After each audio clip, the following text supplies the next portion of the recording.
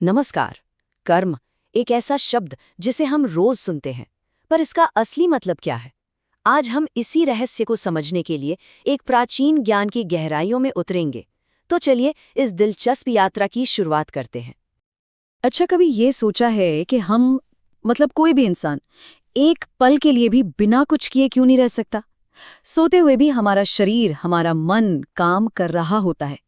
बात यह है, हमारे प्राचीन ग्रंथ कहते हैं कि कर्म करना तो हमारी प्रकृति का, हमारे स्वभाव का हिस्सा है। प्रकृति के गुणों की वजह से हम सब कर्म करने के लिए मजबूर हैं। कोई इससे बच ही नहीं सकता, चाहे कितनी भी कोशिश कर ले। तो फिर सवाल ये उठता है कि अगर कर्म से बचना नामुमकिन है, तो फिर कुछ लोग ऐसा दिखावा क्यों करते हैं कि वो कुछ नहीं करे? क्या इस दिखावे का कोई फायदा है? चलिए इसी को समझते हैं। देखिए, हमारे शास्त्रों में ऐसे लोगों के लिए एक बहुत ही सटीक, बहुत ही गहरा शब्द है मिथ्याचारी। सीधा सा मतलब है पाखंडी। वो इंसान जो असल में वो नहीं है, जो वो दिखने की कोशिश कर रहा है। जरा सोचकर देखिए, एक ऐसा इंसान जो बाहर से तो एकदम शांत, एकदम संयमित दिख रहा है, लेकिन उसके मन के अंदर अंदर इच्छाओं का, वासनाओं का तूफान मचा हुआ है। ये एक तरह का अंदरूनी युद्ध है जो वो हर पल खुद से ही लड़ रहा है। और श्री कृष्ण ऐसे इंसान को क्या कहते हैं? वो कहते हैं ये मूढ़ बुद्धि है, यानी मूर्ख है। ये मिथ्याचारी है, पाखंडी है और दंभी है। मतलब साफ है, ये रास्ता खुद को धोखा देने के अलावा और कुछ भी नहीं है। इसे मूर्खतापूर्ण और बेईमानी ही माना गया है। तो ठीक है, अगर कर्म न करने का दिखावा करना गलत है, तो फिर सही रास्ता क्या है? कर्म करने का आदर्श तरीका क्या हो सकता है? यहाँ पर दो तरह के लोगों का अंतर बिल्कुल साफ हो जाता है। एक तरफ है मिथ्याचारी। ये वो है जो अपनी इंद्रियों को जबरदस्ती हट करके रोकता है।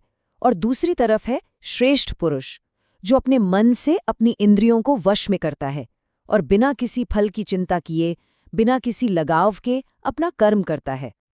तो श्रेष्ठ पुरुष का मार्ग क्या है? देखिए, पहला कदम है मन को अनुशासित करना, ताकि इंद्रियां काबू में आए। फिर उन इंद्रियों से काम तो लेना है, लेकिन बिना आसक्ति के, मतलब अनासक्त होकर, और बस अपने नियत कर्तव्य, अपने स्वधर्म का पालन करना है।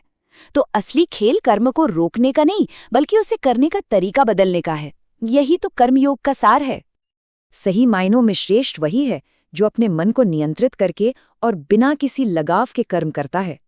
इसको ऐसे समझ सकते हैं जैसे एक व्यक्ति है जो जबरदस्ती भूखा रह रहा है, और दूसरा वो है जिसने सच में अपनी भूख पर काबू पाना सीख लिया है। एक सच्चा है, दूसरा सिर्फ दिखावा कर रहा है। तो इस पूरी बातचीत का निचोड़ क्या है? श्री कृष्ण का मुख्य संदेश क्या है? आइए अब उस पर ध्यान देते हैं। बात बहुत सीधी और गहरी है। कर्म न करने का ढोंग करना भी अपने आप में कर्म ही है। कर्म से बचना उतना ही नामुमकिन है जितना सांस लेने से बचना। तो सवाल ये नहीं है कि कर्म करें या ना करें। असली सवाल तो ये है कि हमारा कर्म किस नीयत से, किस भाव से किया जा रहा है। और आखिर में ये ज्ञान हम सबके सामने एक बहुत बड़ा सवाल छोड़ जाता है। हमारे जो भी काम है, हमारे जो कर्म है, क्या वो सिर्फ एक बाहरी दिखावा है या वो हमारे मन की सच्चाई है? ये एक ऐसा सवाल है जिस पर हम सबको सोचना चाहिए।